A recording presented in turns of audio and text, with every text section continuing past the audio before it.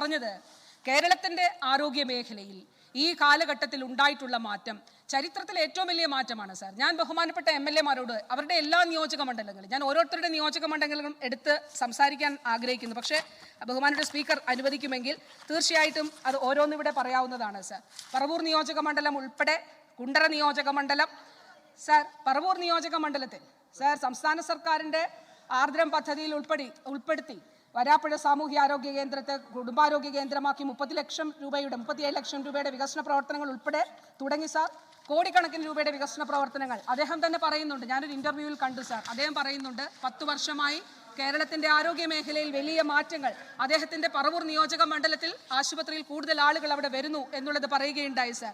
Sir, Muvattupuzha ആശുപത്രി ബഹുമാനപ്പെട്ട MLA പറഞ്ഞല്ലോ സാർ, ജനറൽ ആശുപത്രി എവിടെയെങ്കിലും ജനറൽ ആശുപത്രിയിൽ ഒരു ICU ഉണ്ടോ എന്ന് നമ്മുടെ തൊട്ടടുത്തുള്ള തിരുവനന്തപുരം ജനറൽ ആശുപത്രിയിൽ ഒന്ന് പോയാൽ മതി സാർ. അതല്ല, എറണാകുളം ജനറൽ ആശുപത്രിയിൽ അദ്ദേഹത്തിന്റെ ജില്ലയിലെ തന്നെ ജനറൽ ആശുപത്രിയിൽ ഒന്ന് പോകണം സാർ. ആദ്യമായി രാജ്യത്ത് ഹൃദയമാറ്റിവെക്കൽ ശസ്ത്രക്രിയ നടത്തി ഏറ്റവും സങ്കീർണമായ ശസ്ത്രക്രിയയാണ് സാർ. സാർ, ആ ശസ്ത്രക്രിയ നടത്തി ആ 30 ദിവസത്തിലധികം ആ പെൺകുട്ടി ICUലായിരുന്നു സാർ ഉണ്ടായിരുന്നത്.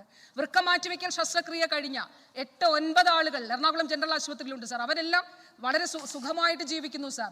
ആ 9 പേരും ICUലാണ് സാർ സംരക്ഷിക്കപ്പെട്ടിട്ടുള്ളത്. അങ്ങനെ ജനറൽ ആശുപത്രികളിൽ, ജില്ലാ ആശുപത്രികളിൽ ഈ നിലയിൽ ICUകൾ ഉൾപ്പെടെ സൂപ്പർ സ്പെഷ്യാലിറ്റി സേവനങ്ങൾ ഉൾപ്പെടെ അവിടെ ലഭ്യമായിട്ടുണ്ട് സാർ. ECRP 2-വിൽ ഉൾപ്പെടുത്തി അദ്ദേഹത്തിന്റെ നിയോജക മണ്ഡലത്തിൽ മൂവാറ്റുപുഴയിൽ ഉൾപ്പെടെ സാർ അവിടെ ഹൈ ഡിപ്പെൻഡൻസി യൂണിറ്റുകൾ സ്ഥാപിക്കുന്നതിന് ഈ ഘട്ടത്തിൽ നമുക്ക് കഴിഞ്ഞിട്ടുണ്ട് സാർ. സാർ, അതുപോലെ മലപ്പുറത്തെക്കുറിച്ച് ബഹുമാനപ്പെട്ട MLA ഇവിടെ സൂചിപ്പിക്കുകയുണ്ടായി സാർ.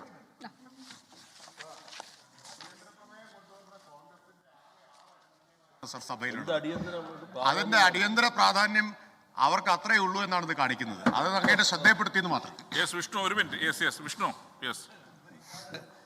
ബഹുമാനപ്പെട്ട മന്ത്രി മറുപടി പറഞ്ഞു തുടങ്ങിയപ്പോൾ തന്നെ ഞാൻ എൻ്റെ പ്രസംഗത്തിൻ്റെ അവസാനം അവർക്ക് സ്വകാര്യ ആശുപത്രിയിൽ പോയിക്കൂടായിരുന്നോ എന്ന് പറയുന്ന രൂപത്തിൽ ഇവിടെ പറയുകയുണ്ടായി. ഞാൻ പറഞ്ഞത് അങ്ങ് കേട്ടതാണല്ലോ, സഭയും കേട്ടതാണ്, ബഹുമാനപ്പെട്ട സ്പീക്കറും കേട്ടതാണ്. ഈ വേണുവിൻ്റെ ഭാര്യ സിന്ധു പരാതി കൊടുത്തു. പട്ടികജാതി പട്ടികവർഗ കമ്മീഷനാണ് പരാതി കൊടുത്തത്. അവർ കൊല്ലത്തൊരു അദാലത്ത് വിളിച്ചു. ആ അദാലത്തിൽ അവർ ചെന്നപ്പോൾ അദാലത്തിലുണ്ടായിരുന്ന ഉദ്യോഗസ്ഥൻ ഈ വേണുവിൻ്റെ ഭാര്യ സിന്ധുവിനോട്, നിങ്ങൾ എന്തിനാണ് മെഡിക്കൽ കോളേജിലേക്ക് വിട്ടത്? ജീവൻ രക്ഷിക്കാമായിരുന്നെങ്കിൽ നിങ്ങൾക്കൊരു സ്വകാര്യ ആശുപത്രിയിൽ വിട്ടാൽ പോരായിരുന്നു എന്ന് ചോദിച്ചത് വേദനയോടുകൂടി അവരിന്ന് രാവിലെ എന്നോട് പറഞ്ഞു, സിന്ധു. അതാണ് ഞാനിവിടെ പറഞ്ഞത്.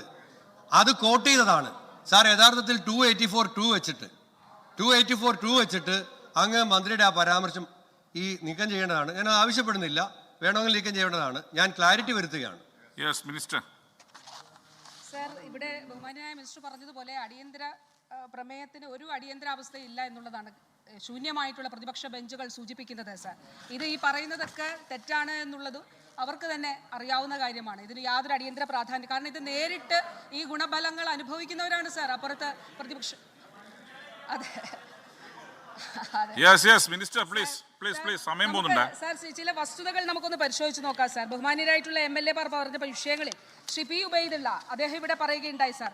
മലപ്പുറം താലൂക്ക് ഹെഡ്ക്വാർട്ടേഴ്സ് ആശുപത്രിയിൽ അവിടുത്തെ ഒരു കെട്ടിട നിർമ്മാണത്തെക്കുറിച്ച് പറഞ്ഞു. ഞാൻ ഇന്നലെ അങ്ങേക്ക് നൽകിയ മറുപടിയിൽ അതിൻ്റെ മറുപടി കൃത്യമായിട്ട് നൽകിയിട്ടുണ്ട് സാർ.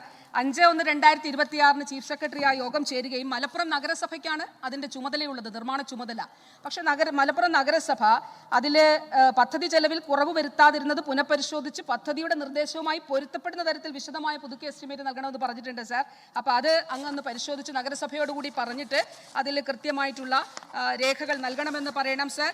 സാർ, ഈ മലപ്പുറം ജില്ലയെക്കുറിച്ച് ഇവിടെ പറഞ്ഞല്ലോ sir. Sir, Malappuram Manjeri medical കോളേജിനെ സംബന്ധിച്ച് പോസ്റ്റ്മോർട്ടം സംബന്ധിച്ച കാര്യം പറയുമ്പോൾ അവിടെ ഡോക്ടർ ആനന്ദൻ TPയും മറ്റുള്ളവരും ഫയൽ ചെയ്ത ഒരു കേസിൽ ബഹുമാനപ്പെട്ട ഹൈക്കോടതി സ്റ്റേ അനുവദിച്ചിരിക്കുകയാണ്. ആ സ്റ്റേ നിലനിൽക്കുന്നത് കൊണ്ട് സാർ അവിടെ പോസ്റ്റ്മോർട്ടം നടത്താൻ കഴിയാത്ത സാഹചര്യമുണ്ട് സാർ. മലപ്പുറം ജില്ലയിൽ നൽകിയിട്ടുള്ള മഞ്ചേരി മെഡിക്കൽ കോളേജിൽ മാത്രം നൽകിയിട്ടുള്ള പണം, നമ്മളത് നിർമ്മാണ പ്രവർത്തനങ്ങൾക്ക് നൽകിയിട്ടുള്ള പണം പരിശോധിച്ചാൽ സാർ ഏതാണ്ട് 140-ലധികം കോടി രൂപയുടെ നിർമ്മാണ പ്രവർത്തനങ്ങൾ ഈ കാലഘട്ടത്തിൽ സാർ അവിടെ നൽകിയിട്ടുണ്ട് സാർ. സാർ, ആരോഗ്യ മേഖലയിൽ DHSന് കീഴിൽ രൂപീകരിച്ച തസ്തികകളിൽ നമ്മൾ 14 ജില്ലകളിൽ ഉണ്ടെങ്കിലും 10% തസ്തികകൾ മലപ്പുറത്താണ് നൽകിയിരിക്കുന്നത് സാർ. ഇപ്പോൾ നൽകിയിട്ടുള്ള തസ്തികയെക്കുറിച്ച് പറഞ്ഞല്ലോ. 2023 സാർ 2023 സൂപ്പർ സ്പെഷ്യാലിറ്റി തസ്തികകൾ സൃഷ്ടിച്ചപ്പോൾ സാർ അവിടെ മലപ്പുറം ജില്ലയിലാണ് 15 തസ്തികകൾ കൊടുത്തിട്ടുള്ളത് സാർ. ലോകത്തെവിടെയായാലും ഏത് സമയത്തും 24 വാർത്തകളും ഓഗ്മെന്റഡ് റിയാലിറ്റി പാക്കേജുകളും എക്സ്പ്ലെയിനറുകളും വിശദമായി കാണാൻ ഞങ്ങളുടെ YouTube ചാനൽ നിങ്ങൾക്ക് സബ്സ്ക്രൈബ് ചെയ്യാം.